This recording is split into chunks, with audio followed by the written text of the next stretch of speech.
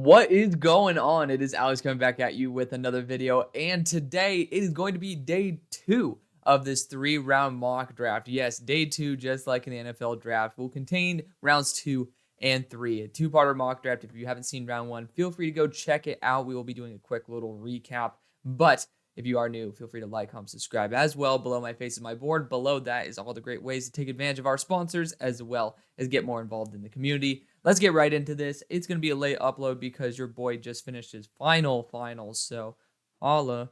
But as you can tell, I'm rocking the Louis Vuitton eye bags today. It's going to be great. But I love you guys, and I owe it to you to be able to do this and finish off this mock draft, even though I just had to actually rebuild it because for some reason PFF has a terrible time remembering what we do here, but that is A-okay. Looking back at it, this show has taken me 3.5, almost 4 years now to get to this point. It's been an absolutely amazing journey. So I owe y'all so much of the pleasures I've had in college because this has kind of been the backbone of my collegiate career. So now that, college is done for, it's kind of weird because we're going to be continuing this, but not college. But again, I can't really think of my college experience without you guys. So really do appreciate it. Celebrating with you as always. Let's get right into this. Looking over some of the big trades that happened. We had New York move up to pick number 3. That was a big blockbuster trade. The Bears and the Raiders swapped, hence why the Raiders will have a couple third-round picks, and the Bears moved up with a second-round pick. They essentially swapped thirds and seconds in order to be able, or the third-round pick from the Bears moved up essentially to a second-round pick, yada, yada. They exchanged. I got a lot of pushback on the Brock Bowers selection to the Cardinals. I look at him because of the fact he's very well split between the reps in line versus not, that he could be a very versatile weapon for you. It's a way of gaining some size, but also some unreal ability. I loved Trey McBride, so, I'm not going to shit on Trey McBride by any stretch. I thought it'd be a really cool combination, especially for 21 personnel, given the fact that both of them could be a really, really dominant tight ends. I do understand the pushback, though. It was between that and a right tackle for me at that point. Regardless, still kicking ass. It's going to be a really good decision either way. I know that a lot of y'all weren't a huge fan of it, but I could totally see why you'd be a little bit irritated because Trey McBride is an absolute stud. We had a couple trade ups here with the NFC West. We got trade up for a quarterback here with the Seahawks. I know a lot of people don't like Bo Nix, but I feel like that's just because y'all don't always watch every rep of Bo Nix, and that's okay. Don't blame you because there's a lot of fucking tape to watch, but it is what it is. The Rams moved up for the last top tackle in the draft. We had a huge trade up here as well. Yeah, it was kind of like trade palooza, so to speak, but the Chiefs moved up for Malik Neighbors. All these are kind of results of other trades. Houston, or actually not Houston. I don't think this is the Houston pick. Was it Houston? No, this is the Arizona second pick. They traded back with the Jaguars, so the Jaguars select Keon Coleman. Had another trade back up with the New Orleans Saints since they traded back with the Kansas City Chiefs, and they moved up with the Cincinnati Bengals to select Michael Penix.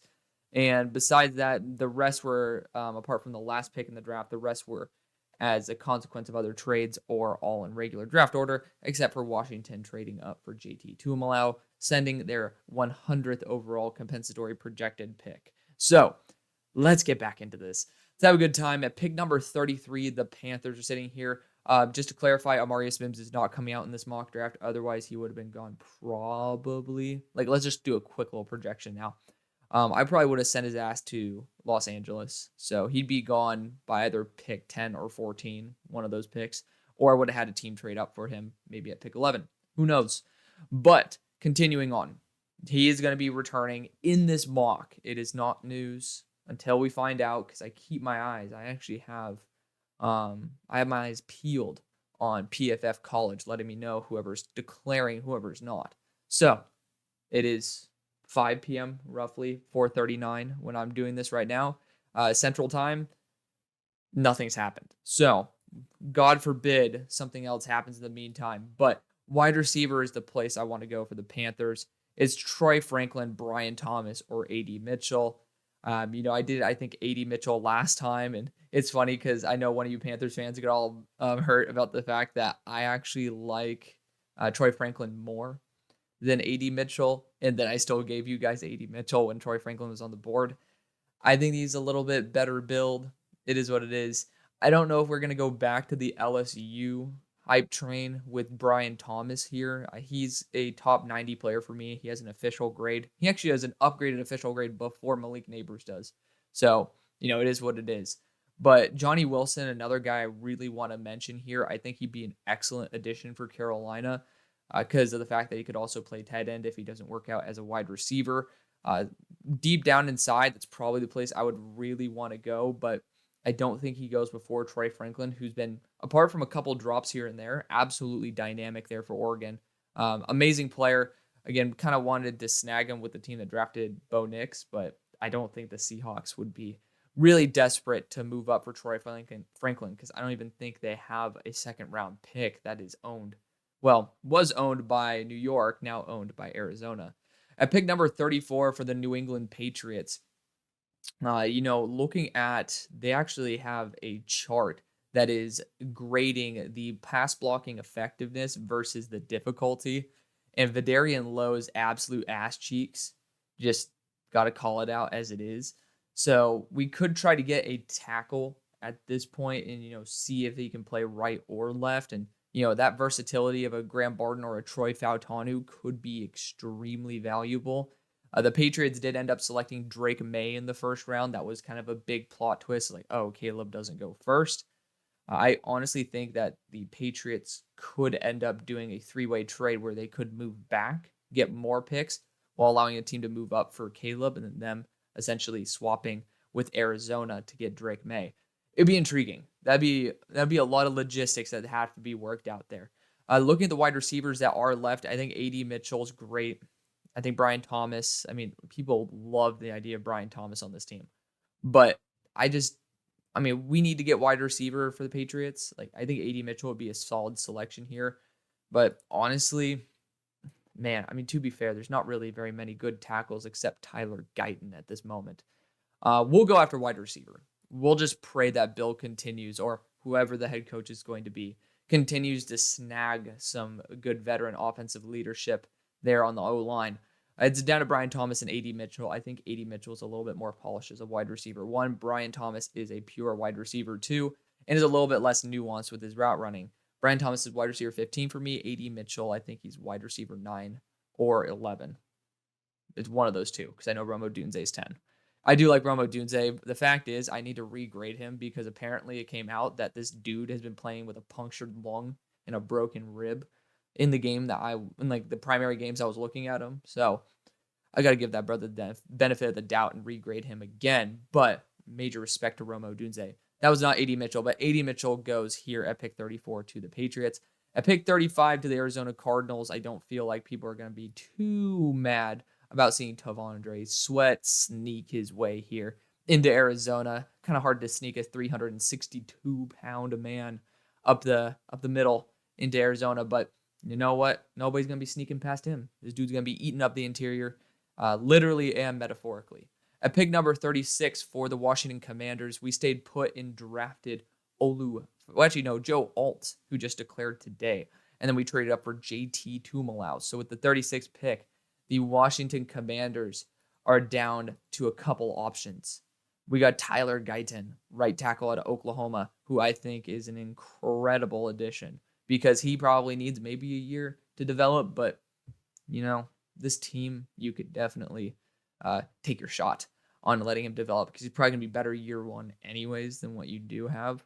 And then, for me, y'all know I target edge and O-line for this team, or edge and offensive tackle primarily. And I know that interior offensive line, to be fair, is absolute butt cheeks on this team as well. The whole O-line needs to get fixed. But the O-line on the interior, I trust a lot more in day 3 or even later, round 3, versus, offensive tackle. So that's why I'm so pressing on the need to go after offensive tackle. Edge rushers are far easier to get good value down the board than offensive tackles. So for me, I'm going to continue pressing the more valuable and harder to get positions and get Tyler Guyton out of Oklahoma. So now you have Joe Alt, Tyler Guyton, and JT Tumalau. The Washington Commanders kill in every single mock because of the fact that they get great value at high value positions. It's kind of insane, but again, it is what it is. At pick number 37 for the Baltimore Ravens, we moved back, and I was probably going to select Denzel Burke for them. The simple fact is Denzel Burke's still here.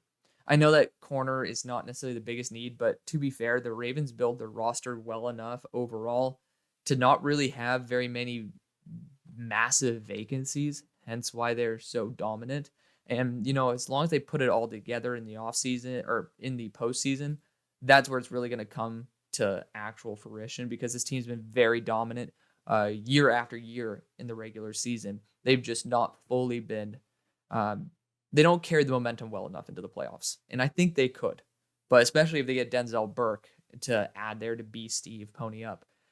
Now, as an alum, I can, B Steve and I are one and the same, but Denzel Burke is going to be able to add some extra help there. And plus, the corners, we all know the injury issues that happen in Baltimore. It is far from out of the question to be able to go after a talent like Denzel at this point. Now, for the Bears, this was part of that trade up. We did a little pick swap, 5 for 6. Ended up giving up our 3rd round pick, but we ended up getting the 2nd round pick as part of that compensation. I think I might want to trade back here. Dude, Graham Barton would be such a steal, though. I mean, he's better than Jackson Powers-Johnson solely for that versatility as well in case people get injured. This guy's been playing left tackle, and then he's going to essentially be an elite tier center at the same time. Like, you're going to be getting him to play center. But if injuries happen, this guy can literally play anywhere. My goal was to trade back, somehow get Jackson Powers-Johnson and get that 3rd round pick back. But looking at it, for the Bears, we've already gotten Marvin Harrison Jr., we've already gotten Jared Verse. To me, those are the biggest positions you need to target. Hopefully you pay Jalen Jones. I was quoted as saying this team can make a push this year, just based on the way that they're playing now. And they could certainly use an upgrade. Graham Barton's a 10 out of 10 steal for this team. I did not think that was going to be possible, but it's 2023, man. It's almost 2024. It is what it is. There's crazy shit that happens, and Graham Barton is available for the grabbing. Again, Amarius Mims is returning in this mock draft. At pick number 39 for the Green Bay Packers. If Tyler Guyton were still on the board, I'd be sending this pick for Evan Neal.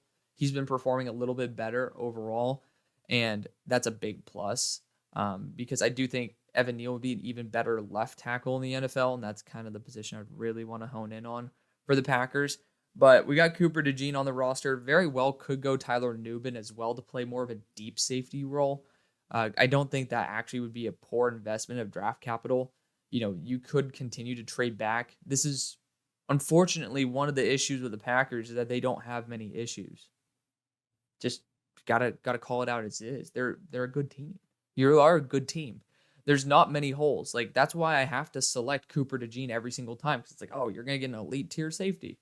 Like, that's gonna be one of the few positions, and that's why I continue hitting on it. I very well could see another safety pick here. Your safeties are a liability. You have a couple young guys who are still developing, absolutely.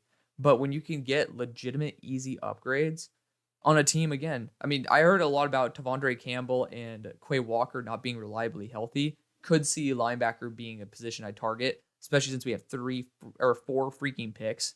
Like, I'm going to go Nubin. I want to hear y'all's thought process. Again, that's why I do mock drafts every single week, because then I actually do get to understand the little intricacies, like understanding, well, 2 safeties is a big deal. Heard it from one of y'all. Curious what y'all think, because that's going to be a totally revamped core. Now you also have a returner as well, because Keyshawn Nixon is butt cheeks.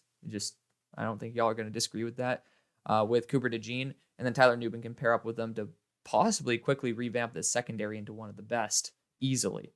At pick number 40 for the New York Giants.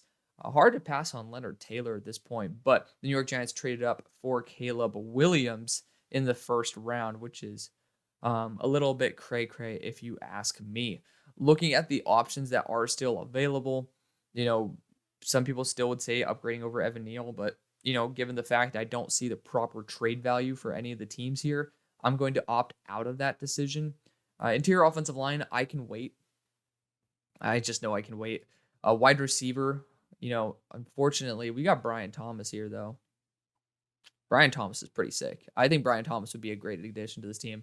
It's what I did in my 2-round mock when I had the Giants go and snag a superstar in Jayden Daniels and pair him back up with Brian Thomas. But Brian Thomas is going to do just as fine with Caleb Williams there to get that 6'4", 205-pound X-build body receiver who has great deep speed. Needs a lot more nuance in terms of his overall development as a route runner, but he's still a very solid, balanced receiver. He's my wide receiver 15, but he's still, again, realistically, this is where he's going to go. And he's not wide receiver 15 of this body type. He's probably like wide receiver 4 of this body type.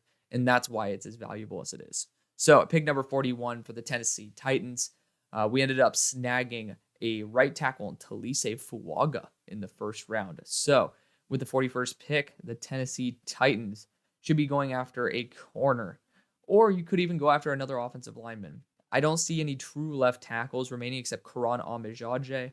That could be someone you could get to play that left tackle role. Again, Amarius Mims not coming out in this mock draft. Hasn't come out in any of my mock drafts, but I primarily say that for those beautiful new people who are still coming and being acclimated. I think Kamari Lassiter is going to be the way I go. I don't remember if I've already gone Kamari Lassiter like in this week's mock draft because it does feel eerily similar. I could totally go Johnny Wilson. I think actually we could totally change it up and go Johnny Wilson here. We don't have a 3rd-round pick. I do know a corner is a primary position to target, but I've never gone Johnny Wilson for this team. Being able to change things up makes things exciting for me as well as for you. And this is a way to get an unbelievable jump catch threat, also potential upgrade at tight end, because I know y'all have been kind of clamoring for that. I have Johnny Wilson as a top 15 player. He's probably going to end up being a top 10 player when all is said and done. I love Johnny Wilson with every fiber of my being, even though he was going against my rival high school. He was at one of my rival high schools, went to Oaks Christian, he went to Calabasas. It is what it is. We had some beef. It is what it is. But Johnny Wilson, got to see him for the past decade now, be able to play, and someone who I've grown more and more fond of the more I've watched. Really great player, 6'7", 240 pounds, going to Tennessee. Into one of my favorite quarterbacks in the NFL now, Will Levis, who I also grew on me quite a bit.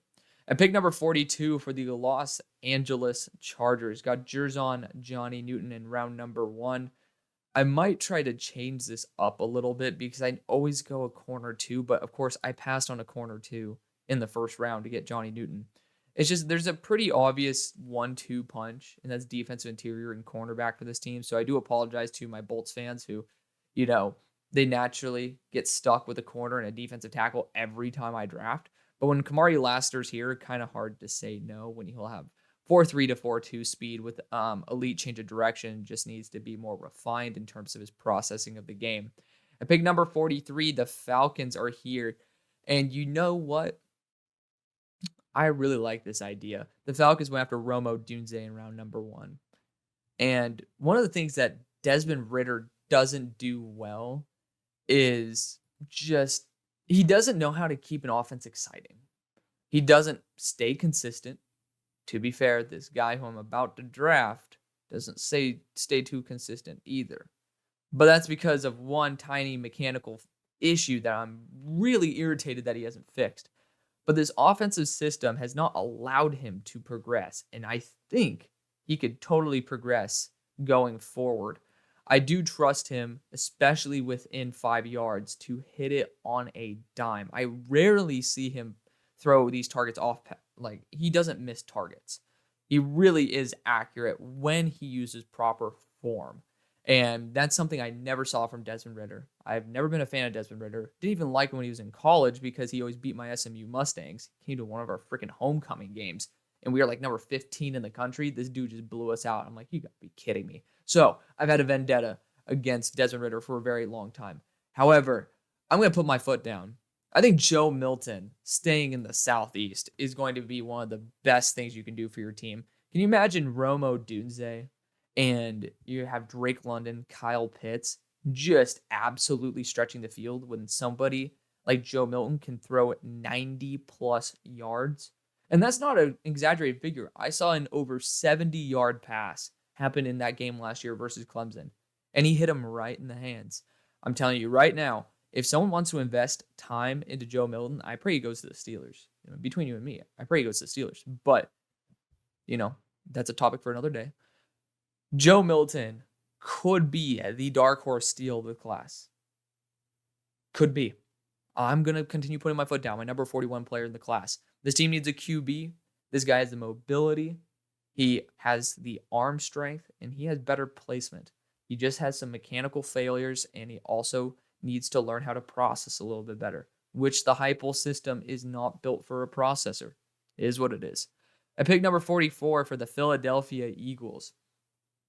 We ended up drafting Braylon Trice in round number 1.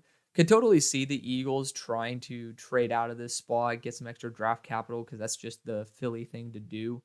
But looking at the options that are available, I do see that there's some quality defensive interiors here, not for the Eagles, but potential trade out spot because Chris Jenkins is here. And y'all know how much I like Chris Jenkins. He's number 31 on my board. Of course, I do have a team that's a Larkin here.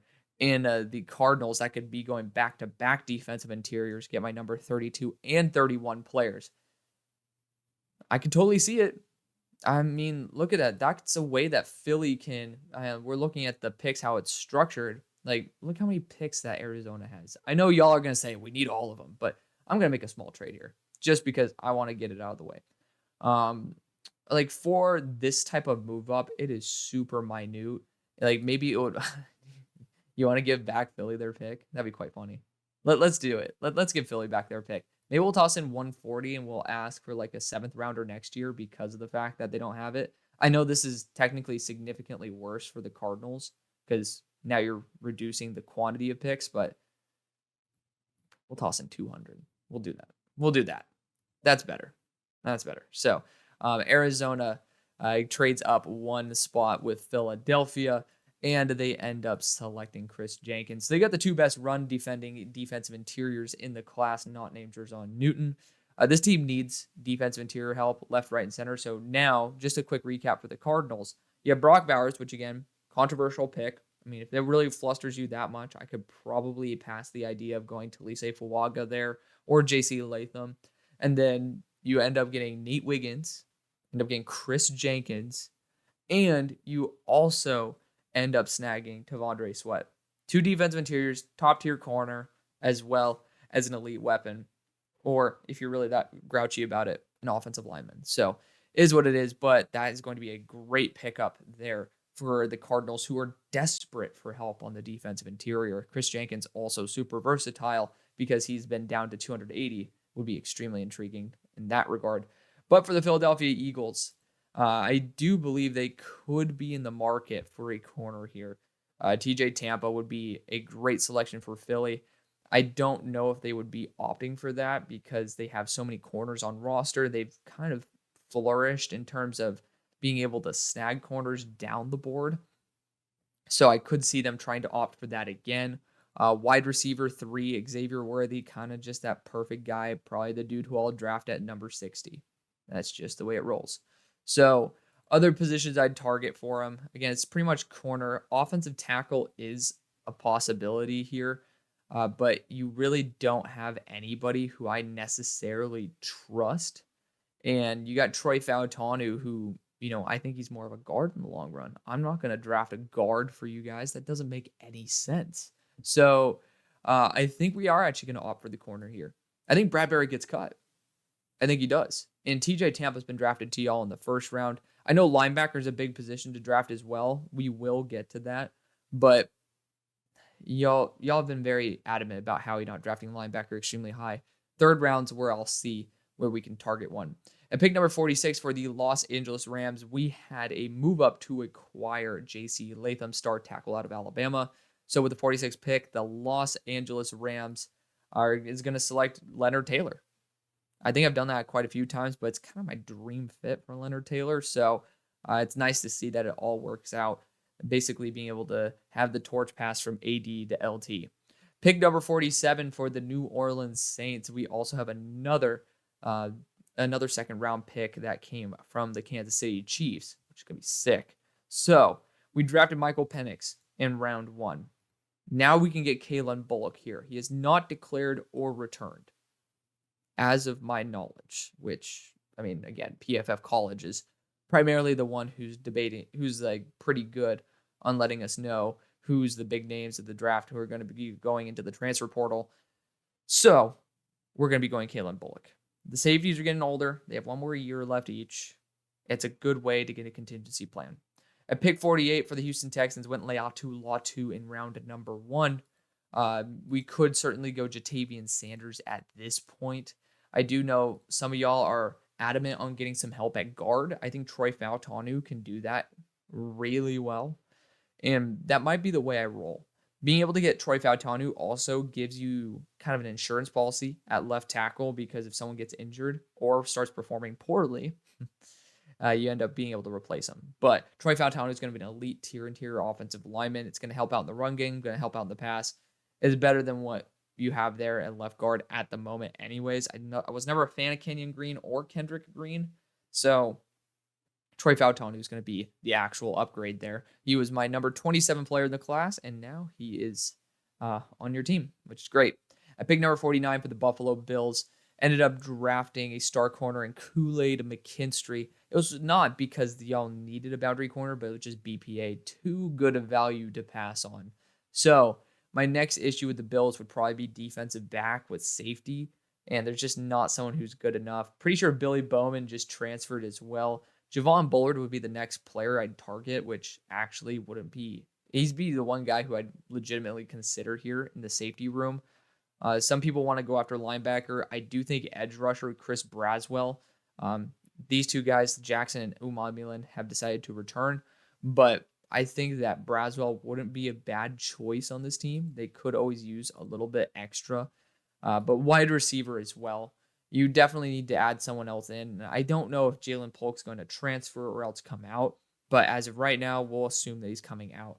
At 6'2", 204 pounds, really good after the catch. This is a steal for the Bills to snag him here at 49. At pick number 50 for the Cincinnati Bengals, we ended up moving back and selecting Kingsley Suamataia. Ended up acquiring a third and a fourth next year. This is going to be Jatavian Sanders. Continue to develop that offense. At pick number 51 for the Green Bay Packers, again, team I absolutely despise drafting for because I don't see many issues with your team.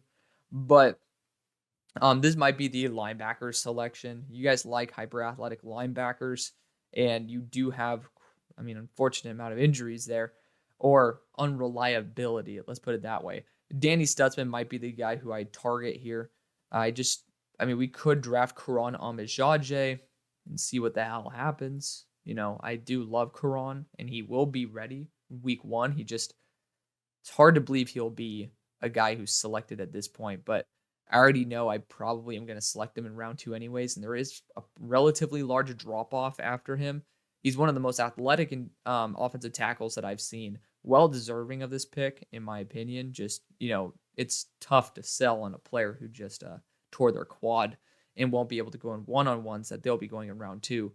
But actually, I like the idea of pairing him up and having some competition with Rasheed Walker. Let's see what happens. In the worst case scenario, you're getting a super high upside left tackle or trading away Rasheed Walker. There we go. He's an incredible talent. Karan is one of those guys who I think if you put him in the right situation, the sky's the limit. At pick 52 for the Tampa Bay Buccaneers, we ended up drafting Dallas Turner in round 1 because we continue to push ourselves away from being able to draft a quarterback. I always have Shadur Sanders, Carson Beck, Quinn Ewers returning in these. So the next best quarterback is probably nowhere to be found.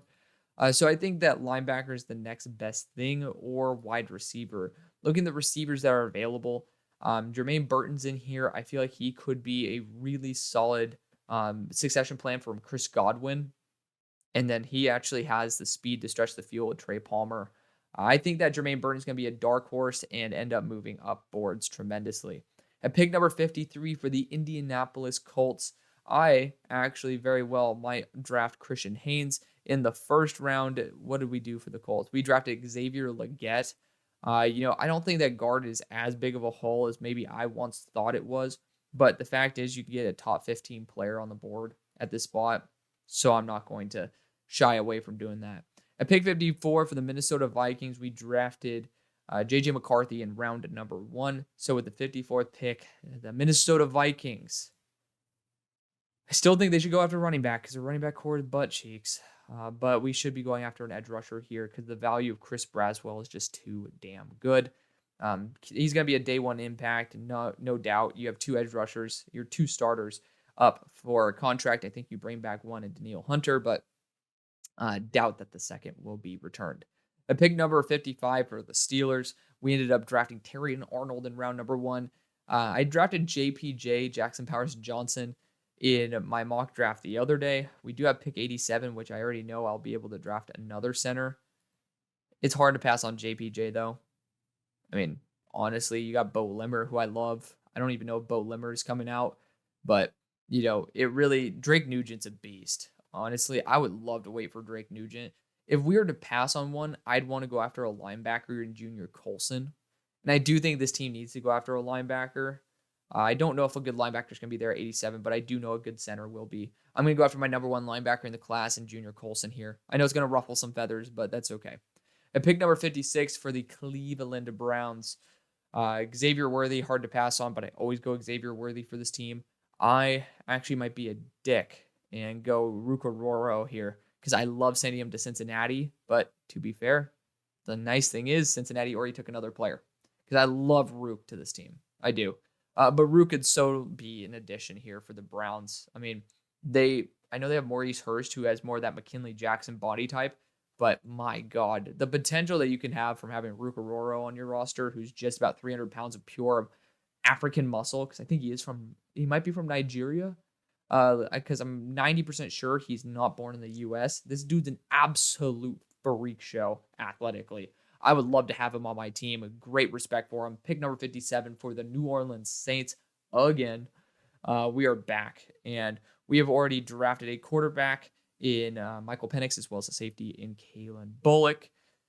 Not many more positions I think you really need. Wide receiver, Xavier Worthy wouldn't be a horrible choice. I don't really see many other options besides that. I do like Jacob Cowing, but did they take Jacob Cowing over here? No. Okay, good. I really wish that they would update this because Bo Collins not coming out. Ja'Cory Brooks ain't coming out. I mean, there's just a lot of players in here that, I don't want to randomly slip up on and be like, oh, yeah, why are they still here? It's like, oh, because, they're actually returning. I do think defensive interior is not a bad position to target, and we could go with someone like Mason Smith, who a lot of this LSU team will either transfer or come out. I do love that idea that he, similar to Brian Breezy, is going to be athletic, a little bit raw, a little bit inconsistent, but still extremely high upside. For me, I'm going to go that way. I know LSU route is not usually the way that the Saints go, but, here we go. Go Tigers. Pick number 58. So this is part of that Jacksonville trade. We're back with the Cardinals. We've already drafted 2 defensive interior, receiving weapon, as well as a corner. So edge rusher, honestly, Jonah Ellis is a very similar body type to what you had before in Maye Sanders. So I actually think that would be a very solid selection at this point. If I'm not mistaken, he is not 98% sure he is not declared, and he is also not declared to come back. You could get Patrick Paul to be a long-term answer at left tackle. I just wouldn't do it. Again, Amarius Mims is returning in this. I just don't see the value there. I mean, the one option I could see is Javon Foster, because I really like Javon Foster and I want to give him some more credit. He's a left tackle. That's the big issue, but he's super mobile. And you might need a year to have him develop and sit. That doesn't sound like music to your ears. I already know. I know. But Javon Foster's super high, super underrated. And where is he on my board? Javon is number 64. For me, this would be worth it. I think Javon could be a super stud on this roster.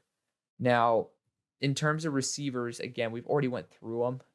It really does fall off a cliff. It does, especially for what you're looking for, which is above 6 foot. It's down to Jonah Ellis and Javon Foster.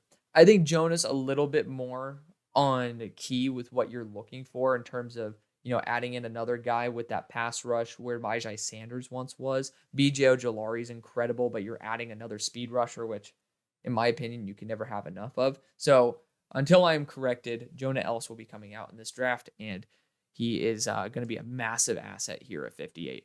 At pick number 59, the Lions ended up getting Chop Robinson in round number 1. At this point, again, corner is just the best way to go. It really is. Like, corner and edge rusher are just the best.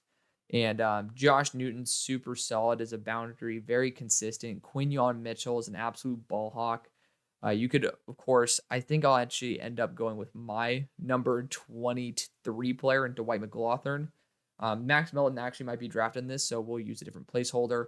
As someone who loves Washington State, Shaw Smith-Wade will be my placeholder. So, number 59, the Lions go Dwight McLaughlin out of Arkansas. Top-tier corner who has yet to declare. But again, he has yet to not declare. That's more of the issue we're dealing with. At pick number 60 for the Eagles, the realistic pick is going to be going after a wide receiver here. And Xavier Worthy fits the bill. He has that deep threat ability. His value is worth it. It's the right move. We're going to get a linebacker. Trust.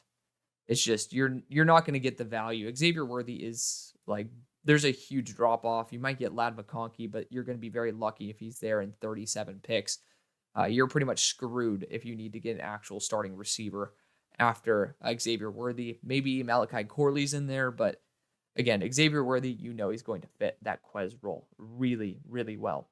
At pick number 61, the Dolphins ended up opting to go after their future at safety in Cam Kinchens, pairing him up with Javon Holland.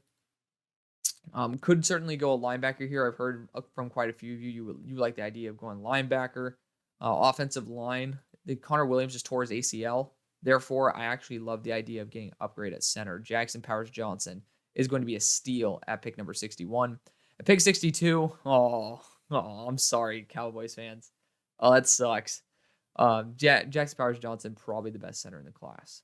So I think that we can still be really happy getting SVP here. I'm going to opt away from that for the time being, just to, add a little bit of freshness, keep it new. And I might look at that linebacker spot to get a little bit more continual youth. Danny Stutzman's my guy, man. I know that y'all love the center pick, and we're going to go after it. I promise. But, again, got to change things up a little bit here and there. And we're going to revert back to an old pick here in Danny Stutzman, who officially declared. So, I did not think he would have, but he did. At pick 63, the Niners went after Kalen King, who somehow, some way fell.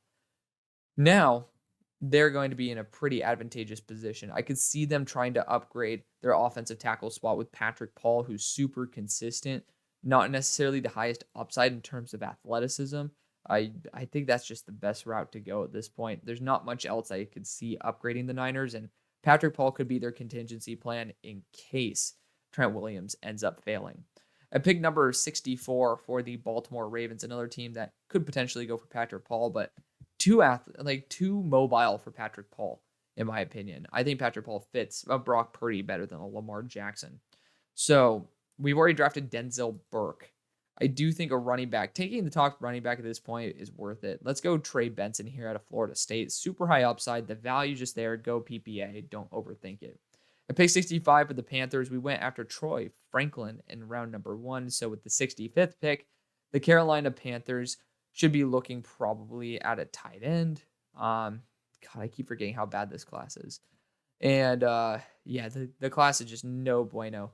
Offensive line. So deep down, we could have went Graham Barton for y'all earlier. There's actually not many good options. So I don't feel too bad about passing on offensive line for you. Again, Amarius Mims returning in this specific mock draft. Javon's the way to go. That's an upgraded left tackle, in my opinion. We're going to kick Icky potentially to guard. Javon Foster has the athleticism, and I have a lot of faith in him. He was a round 1 grade tackle for me last year and just hasn't really taken a huge step up, but Missouri's not really known for developing offensive linemen, so I'll give him a pass. At pick 66, would have been a great pick for the Patriots, but Patriots ended up opting to go after wide receiver in round number 2 with A.D. Mitchell to pair up with Drake Maye. Again, tackle would have been great there with Javon Foster. Not really too many good options at the moment, so you're going to need to clutch up in that regard. Other positions to go, I might go after another receiver here. Tell me Ladd McConkey is not a New England Patriot. He does kind of belong as a New England Patriot. I think edge, you guys were talking about Matt Judon being potentially up for a contract or coming close to one. I don't see the value being there unless you want to be a huge fanboy like me on Xavier Thomas, which the Patriots could be. But we're going to actually go for Ladd McConkey here. We're going to get speed. We're essentially getting the Xavier Worthy to AD Mitchell. We're just revamping the receiver core. We're going to do everything we can to give Drake Maye the best chance to survive in terms of at least having some separation. And pick number 67 for the Arizona Cardinals, we have drafted a plethora of positions. We have drafted corner, 2 D tackles, an edge rusher, as well as a receiving weapon. Now with the 67th pick, my voice is getting dry at this point from talking too much. I think that linebacker would not be a bad idea. With Michael Barrett on the board, he is just such a consistent linebacker. don't have an official grade on him, but this is a guy who's deserving of respect. I love Junior Colson. Michael Barrett might be even better. He just doesn't have the X build, or not the X build, the Mike build. He's 6'2", 240, which is not atrocious by any stretch. A really fun player to watch. I'm actually going to take a shot on Michael Barrett. At pick number 68 for the Washington Commanders, again, a lot of y'all have been talking about going after a quarterback. I'm not there. I'm not. But I know some of you are. Tight end's a route that you could go, get some better weaponry on that front. I do think linebacker's the best route for you to go. And, you could opt for Edgerrin Cooper, but I'm going to opt for a top 20 talent in the class that just hasn't been reliably healthy. Someone who can play potentially a Mike. His size is a little bit under 6'4", 240. Peyton Wilson. He's an amazing player. He totally fits a commander build as well. Like, I could totally see him being a Washington Commander. Genuinely one of my favorite players in the class. Ended up dropping him a little bit because of his lack of reliability health-wise. So, continuing on at pick number 69, nice, and 70, we have the Raiders. I'm actually going to opt for Josh Newton because it's just BPA. Getting a boundary corner is kind of key here. We did end up moving up for Jayden Daniels. So now we have Jayden Daniels, Josh Newton. Could have went Quinyon Mitchell there, but again, feel free to debate in the comment section below. I do think going after a defensive interior would be a great move. And it's down to Byron Murphy, McKinley Jackson, and Tyleik Williams. I want to get someone with a little bit more size, though. And McKinley Jackson's a unique mover at 320. I think it's worth the investment in letting Max Crosby make him a little bit more refined over time. Josh Newton, McKinley Jackson, massive additions. So you end up getting Jayden, and you ended up getting some killer dudes instead as well. Pick number 71 for the New York Jets. Wide receiver, fucking Barron, dude. I mean, Malachi Corley is not bad. Malachi Corley, at this point, I've been underrating Malachi Corley. He clocked in at 23 miles per hour.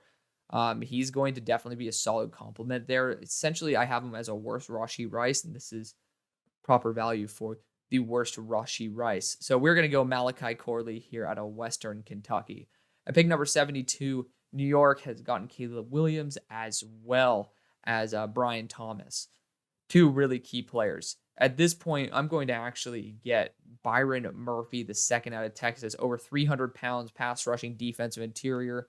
You're just going to continue getting the proper value of pass rush. And, without Leonard Williams, there certainly is a role for Byron Murphy to fill next to Sexy Dexy. At pick 73, so Cardinals, we've drafted linebacker, 2 interior defensive linemen, edge rusher, corner, as well as a receiving weapon. I am going to draft interior offensive line because the value is just good enough. Again, I don't know if Bo Lemmer is available. I'm going to be going Donovan Jackson. I've done this the past couple mocks as well. I love the idea of potentially pairing him up with Paris Johnson for the future. I mean, they have instant chemistry. It's just the way to go. At pick number 74 for the Los Angeles Chargers, I think running back with Bucky Irving is incredible value. And I don't think I go running back very often because I do like to go tight end for this team when I can. But I'm going to go Bucky Irving here. Just super solid all around. I don't think that, especially if Austin Eckler wants to leave, you're going to find much better value anywhere than Bucky Irving here at 74. Pick number 75 for the Atlanta Falcons. We drafted receiver. We drafted quarterback. So with the 75th pick, the Atlanta Falcons select God knows what. Of course, some of my favorite players off the board now.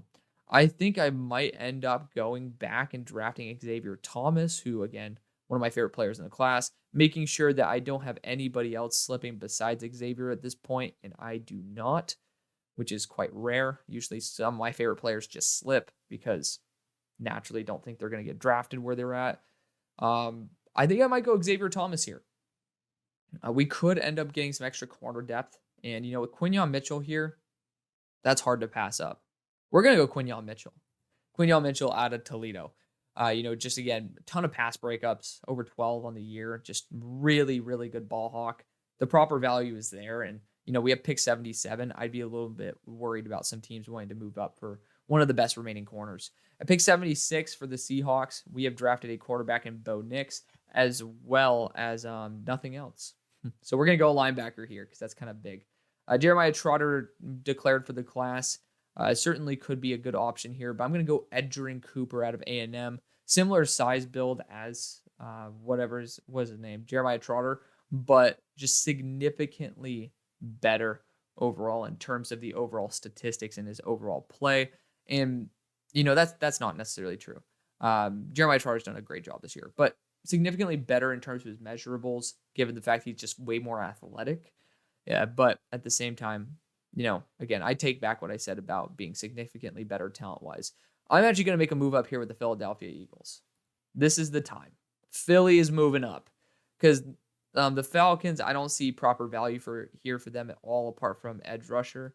And, to be fair, I feel like this is going to be perfectly fine for them to snag some capital down the line. We ended up snagging some picks back from Arizona in that trade back, and that's exactly what we're essentially going to use to move up here. It might end up taking us 157 in, damn. Whoa, let's see.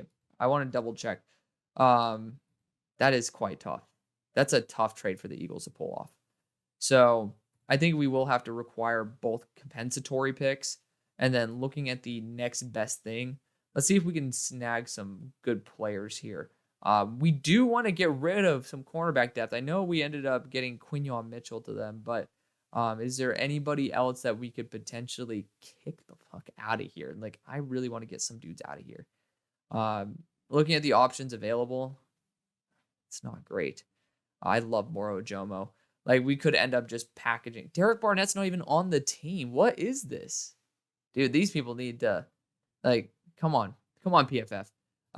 We're going to send in actually a future 2026 fourth round pick with this. That's how I'm going to package it. We're going to do that. So the Eagles end up moving up 30 spots, and they're going to end up selecting, just because I know how much y'all love it, we're going to continue the storyline, Jeremiah Trotter Jr. At pick number 78 for the Los Angeles Rams, we went defensive interior as well as offensive tackle. At this point, no corners really worth taking. Would have been a really good spot for Quinyon Mitchell. But at this point, we're going to actually also look at linebacker. We're going to get the run on linebackers here, and we're going to go Curtis Jacobs out of Penn State. I love Curtis Jacobs. Where is he at on my board? He's number 52. Just somebody who I have a lot of respect for, extremely underrated, good athlete, solid in coverage. There's just not much that he does wrong. That whole Penn State linebacking core is absolutely ridiculous. And maybe I'm a little bit biased because I love Penn State. Pick number 79 for the Denver Broncos went after wide receiver in round number 1 with Emeka Egbuka. At this point, you could look at a corner 2. Not a huge fan of it. Not a huge fan of the value at the moment. I do think defensive interior, when you can get the upside of a Brandon Dorlus who can play edge, kind of that hybrid type of guy, that might be worth spending this pick on. But I'm actually going to go after a freak athlete. I don't even think he's listed here, but he's a top 32 player, so you're welcome. We'll let JJ Weaver be the placeholder here. It is going to be Clemson's very own Xavier Thomas, number 26 player on my board. I just doubt that he'd actually go anywhere until day 2 at the very, very earliest. Just one of those freak athletes who never really got to get the hype he deserved. And I feel like now it's more prospect fatigue because he's been kind of the same self for a while, but he's a good player, really good player. At pick number 80 for the Arizona Cardinals, once again, we've gone every position under the sun.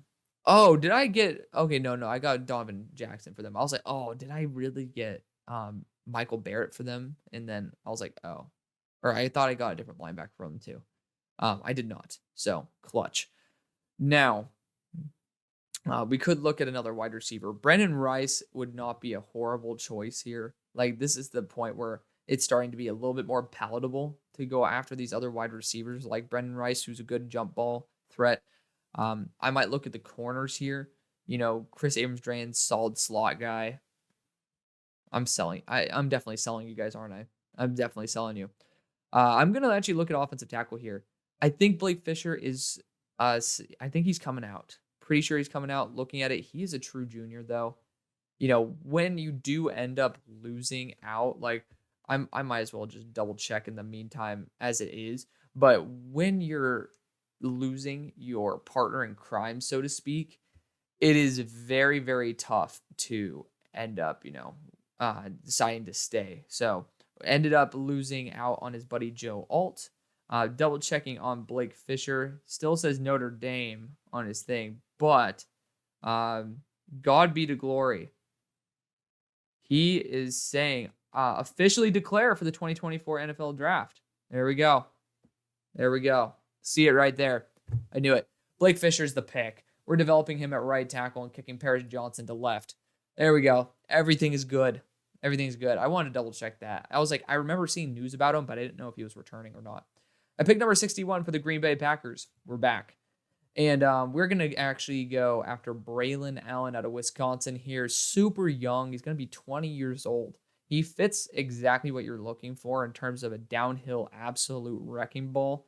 And he's just going to be such a good Packer. Like, he's going to be someone who can carry the ball 30 times a game. Just my issue with him is inconsistency. I picked number 82 for Cincinnati Bengals. We have drafted a tight end in Jatavian Sanders and a tackle in Kingsley Suamataia.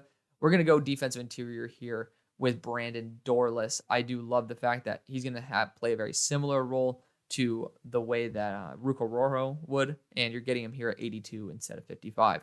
I pick 83. Oh, here we go again. Fucking Green Bay. Driving me crazy. So Green Bay, I don't really see... I mean, Mekhi Wingo wouldn't be a bad choice to continue adding in. I did talk about going a linebacker for this team. Barrett Carter did return to school. I will go Tommy Eichenberg here to add another linebacker in that rotation because the health is extremely inconsistent. Pick number 84 for the Buccaneers. I pray to God I didn't take a linebacker for you earlier. I took Karan, fingers crossed. Newman, let's go. Dude, deep down inside, I was like, oh, crap. Speaking of a team that could have used Tommy Eichenberg, we got the Tampa Bay Buccaneers. I am actually going to look at Brendan Rice here to get a bigger bodied threat. What we have already drafted so far is Jermaine Burton, who I think Brendan Rice would essentially, 6'3", 210. He's not necessarily the same size as Mike Evans, but he's going to be that jump ball guy that you get down the line. You're essentially just arming up to be able to draft a quarterback and put him back in. I pick number 85 for the Colts.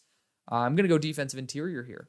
We've gone offensive line with Christian Haynes because the value is too good, and I'm tired of having him continue to fall. And we've also gone after wide receiver in Xavier Legette. So what we're going to do, I kind of want to get Tyleik Williams here. He's been able to show they can put on some size. To be fair, what is his actual weight listed now? It's freaking 290. Because the thing is, it ranged from 330 to 290. I want to see what Mekhi Wingo weighs. 295. So it literally doesn't matter. I'm going to go Tyleik Williams. I'm going to see if he can add on some mass. Now, we could go down the board and see if Riley Mills is in here, but, don't overthink it. Tyleik Williams is a top 60 player for me. I do love the potential that he has. You see it, and, maybe he hasn't fully maximized it, but he's certainly earning his stripes. I pick 86 for the Detroit Lions, one of the guys who I honestly would have liked for the Lions, but I actually might continue going back to the well with Mekhi Wingo. Double checking what we did in the last round. We got a cornerback, not in Shaw Smith-Wade, but in Dwight McGlothern. So the Lions select Mekhi Wingo. I pick 87 for the Pittsburgh Steelers. What? No way, dude. There's a center on the board? Yes, it's Cedric Van Pran. He could be going in the second round, could be going now.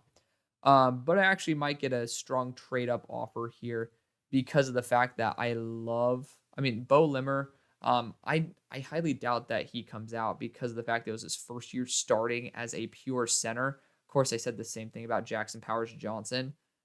So Bo Limmer, double checking on him. Let's see how Buddy's going to be doing. RIP. There's nothing new that's come out about him. Yeah, there's just some basic rankings and such. So oh, Bo Limmer accepted the East West Shrine Bowl. So I thought he was a junior for some reason. Okay, he's coming out. We are gonna have a trade. Because of that, we are having a trade. The Dallas Cowboys are making a move. So where are you at? Dallas is at 93. Small range trade, 5 picks. Also, kind of Cleveland needs the help. We're gonna send pick 174 for this. It might end up being actually more. We might have to send like 130 and steal one of these 2025 picks back. But you know what, Cleveland, be happy. Don't worry. And we are going to be going after center Bo Limmer out of Arkansas. He was my top graded interior offensive lineman coming into the year, not named Christian Haynes. Absolutely adore him. Best center graded wise on the board. And, until JPJ is graded, he will be the best center. At pick number 89 for the Kansas City Chiefs, we've drafted Malik Neighbors. With this selection, the Kansas City Chiefs are going to draft Michael Hall, high upside defensive interior out of Ohio State. Just a little bit on the lighter side at 280 some, but definitely they like to move around their defensive interiors. This would be a system fit right away. Jaguars traded their second round pick as well. They actually have 2 picks here. They have a compensatory and this one. I'm going to be going after an interior offensive lineman. And looking at the ones that are available, I love Drake Nugent. Again, a big fan of Drake Nugent. That's where I'm going to rock. I love Drake Nugent. He can play a guard, but center, formerly from Stanford, now at Michigan. Just one of my favorite players, hands down. At pick number 91 for the Detroit Lions, we've gone after defensive interior with Mekhi Wingo. We've gone edge rusher with Chop Robinson. We've gone corner with Dwight McGlothern. I am going to go after Cooper Beebe out of Kansas State to play full-time guard because I think these other teams could use that versatility. This team, not so much. We're kicking him to right guard. Don't overthink it. Pick number 92 for the Texans. I think we got Troy Fautanu, and then we've also gone after an edge rusher in Leatu Latu. With this selection, the Texans should be looking potentially at a linebacker. Man, the class definitely thinned out. I really like Tyron Hopper. I just don't really see it. I don't see that being the right move. Wide receiver, Tez Walker actually could be a really good get at this point. He's been a very reliable threat, especially at the wide receiver 1 position for Drake Maye. We're going to have him be a reliable target here for CJ Stroud. At pick number 93 for the Cleveland Browns, this was part of that trade back with Dallas. Again, it's a team that doesn't really need much. We're going to look in the wide receiver room because we went Rukaroro earlier.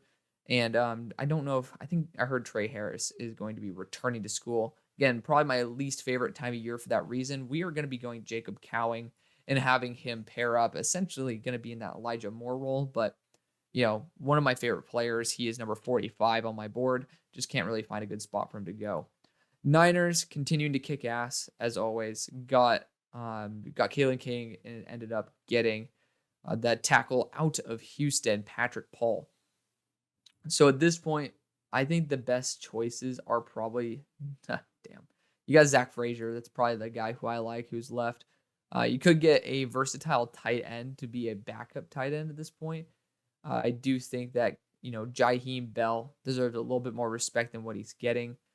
Big fan of Trey Knox. Brevin Spanford, as long as he can catch, is an absolute freak show. There's some good players left. Tackle-wise, Dominic Puny, relatively solid. It's a little bit weak right now. I think running back's the way to go. We're going to be trading out of the 3rd round with this pick. We're going to find a team that needs a running back. Could look at the Giants if they don't end up re-signing, but I think the Arizona Cardinals, given how many freaking draft picks I've given them, I know they need as many as possible, but look how many freaking picks we're having. We're saying a future 5th for this one. It's a short range trade, but it's in division as well. The Niners will, they'll gladly accept an overpay any day. So we're going to see a move up here with the Cards. We are going to be drafting Marshawn Lloyd, super high upside back out of USC. Pick number 95 for the Baltimore Ravens. Defensive line's probably going to be the route I rock. I've gone after corner for him. What was that other pick I did for him in the second round? I got Trey Benson for him as well. You could go Tyler Davis here. You could go Howard Cross, who's proven to be a really good pass rusher from the interior. I think he deserves a shot, and I think he'd be a nasty Raven. I do like that. At pick number 96, we're back with the Jaguars, and defensive back at this point, I'm going to see where the hell Chris Abrams-Drain ends up landing on his feet, because I love the fact he can play slot or safety. We'll see where he ends up. At pick 97 for the Atlanta Falcons, we're going to go after another wide receiver. I am a fan of J. Michael Sturdivant. I think he needs to learn how to run routes a little bit better because he runs them as if he's just running the route, not what's best for the play. It's kind of my one issue with him. Besides that, he's a great player. Theo Weiss, he's a fun player. I got to give that guy a shout out. I'm going to go J. Michael Sturdivant. I'm going to pass on J. Michael. We're going to pass on J. Michael Sturdivant. We might get a developmental tackle here. God, this class is buns. In terms of that depth, it's just not good. We're actually going to go after even more. We could go after more corner depth here. We've already done that so much already, though. Screw it. We're going to go edge rusher. That's what we're going to do. We got Jack Sawyer. We're going to get him back up with his other buddy from Ohio State there in Zach Harrison. At pick 98 for the Niners, not like they need it, but I do think they are going to continue investing in deeper edge rushers. Adisa Isaac is a top tier edge rusher for me. And, he's like in top 10 edge rusher on my board right now. Super smart. Just a dude who's going to be a really consistent depth guy and well worth it. The Bills have snagged a starting wide receiver in Jalen Polk, as well as a starting boundary corner in, why am I forgetting his name? I'm tripping. Kool-Aid McKinstry. Now we're going to go Javon Bullard, star safety out of Georgia, to the Bills. At pick number 100 and ending off this draft, the Ravens, we're back. Not like they need it, but we are back. We've already drafted running back, cornerback, as well as defensive interior for this team. Wide receiver might be the next route that you'd want to go. For me, I might want to actually get a really fun weapon here in Tyron Hopper, and I think that's exactly what I'm going to do. So, we made it. We did it. That is going to be the video. Thank you so much for watching and laboring through those final picks with me. I am going to give my brain a rest finally for the first time in 5 years. So thank you so much for watching and loving the show and showing the support as always. Peace.